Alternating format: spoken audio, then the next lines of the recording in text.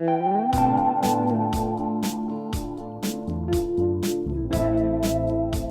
I'm Gregg and this is The Compulsive Storyteller, a series of short personal stories where we explore the idea that truth can be stranger than fiction. This week's episode is entitled, Funny Christmas Disaster.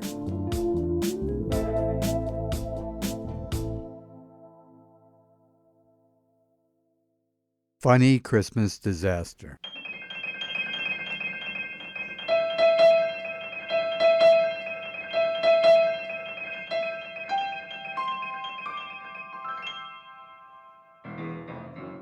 Each Christmas season starts with Mom reviewing the 3x5 cards in her little metal filing box, where she meticulously indexes the people who've not sent us a Christmas card for the last 2 years. These people are summarily removed from the mailing list, with exceptions made for my father's boss and his boss's boss. This exercise has always struck me as not exactly in keeping with the spirit of the season.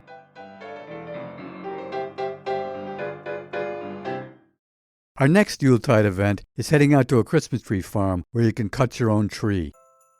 This year, the Utica area in upstate New York has received a record snowfall of 110 inches, which makes for hiking into the Christmas tree farm without wearing traditional webbed snowshoes a really tough slog.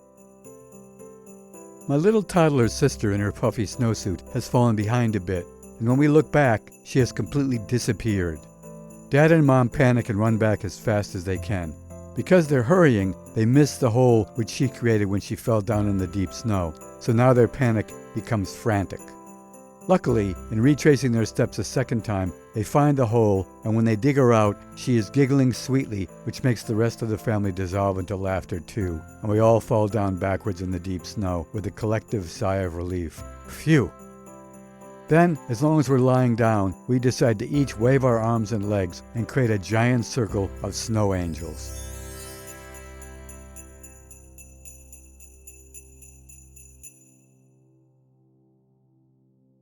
We end up spending an inordinate amount of time looking for the perfectly shaped tree, and I sarcastically comment that what we're really trying to find is a tree that looks exactly like the little cardboard deodorant pine tree that hangs from the rearview mirror of our car. We have tied red ribbons to several trees to mark our favorites, and by now we're all freezing and pressuring Mom and Dad to decide. Dad makes the choice and uses his crosscut handsaw to topple the tree, and we begin the slog back to the car, with Mom now carrying my little sister. As they do with so many things, my parents disagree about exactly how to tie the tree to the roof of the car. My father prevails, but only because of his superior knot-tying ability, gained when he was in the Merchant Marines. Back home, the 4x4-foot plywood panel with the metal tree holder attached at its center is positioned in the corner of the living room, and the tree is tipped up into it. The hand screws are twisted into place and untwisted several times before we achieve perfect verticality. Dad, too, has his own compulsions. Next, the tree is decorated, with the finale being the placement of the pointed star ornament at the very top. 'Twas the night before Christmas, when all through the house not a creature was stirring, not even a mouse. The stockings were hung by the chimney with care, in hopes that St. Nicholas soon would be there. The children were nestled all snug in their beds, while visions of sugar plums danced in their heads, and Mamma in her kerchief and I in my cap had just settled our brains for a long winter's nap. By Clement Clark Moore.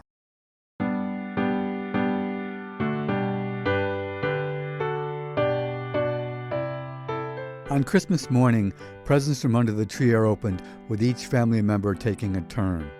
Dad is given the honor of choosing first and pretends to be enthusiastic about the usual neckties, socks, and gloves he receives. Mom is sincerely enthusiastic about all the artwork she gets made by us kids. Once again, my parents succeed in fooling me. For months leading up to Christmas, I've been pushing incessantly for a new blue Schwinn bicycle and scour the house right up until Christmas Eve looking for where it's been hidden. After we open the last of our presents, my supposed bike is not among them. When I disappointingly trudge up the stairs to my bedroom, there by my bed stands a sparkling new blue bike. I'm so surprised and moved that I have to stifle my tears as the rest of the family bounds up the stairs to witness my amazement. I have no idea how, when, or where they hid the bike and then magically levitated it into my bedroom while we were all unwrapping our gifts. Christmas is over now. On New Year's Eve, while my sisters and I watch TV to see the Times Square ball fall, Mom and Dad attend the annual holiday formal dinner dance with their group, the Debonaires. 6, 5, 4, 3, 2, 1. Happy New Year! We did it!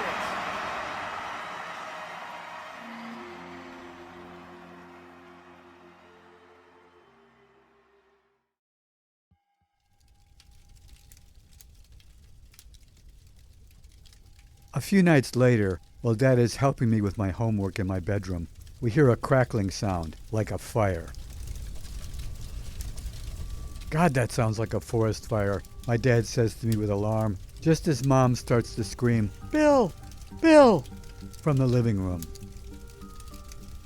She and my sisters have clipped all the branches from our very dry pine tree and stuffed them into the fireplace. Mom then begins to teach my sisters a lesson about how flammable dry pine boughs can be.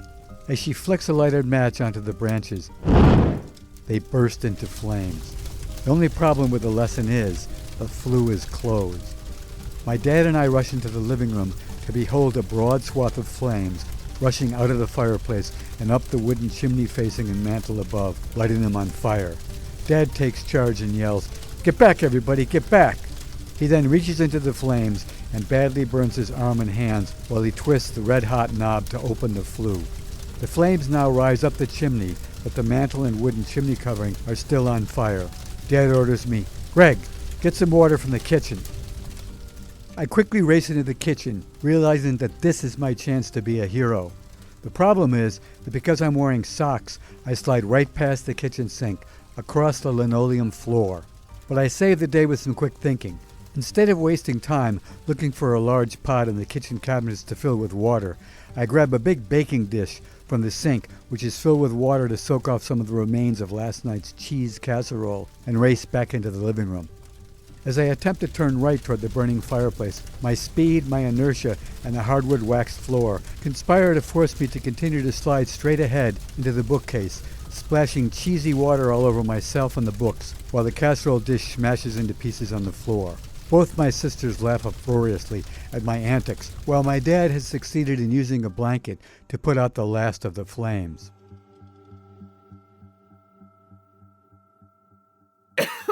Both he and my mom are coughing uncontrollably from the smoke, and when they start to laugh as well, they emit a series of strange gasping, gurgling, wheezing sounds, the likes of which none of us have ever heard before. The result is that we all lose muscle control and sink to the floor, laughing, crying, and coughing. This becomes a legendary story of our best Christmas ever.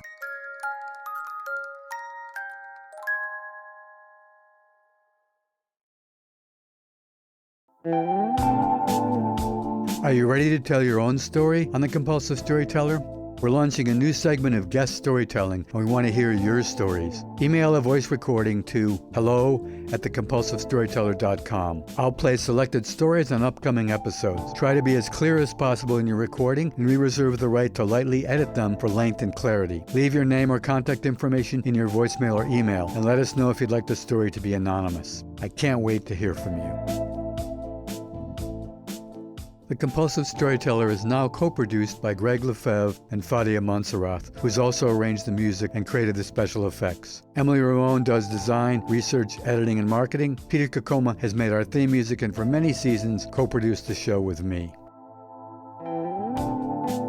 If you enjoyed this week's episode, let us know. You can find us on Instagram and Facebook @The Compulsive Storyteller, and we'd love to hear from you. This podcast is independently produced, so we really appreciate all your help and support. Share the show with your friends, subscribe on Apple, Spotify, or wherever you get your podcasts, and please leave a review. You can also check out our website, thecompulsivestoryteller.com, for more information. Thanks for listening, and if you didn't like this one, the next one will be another story.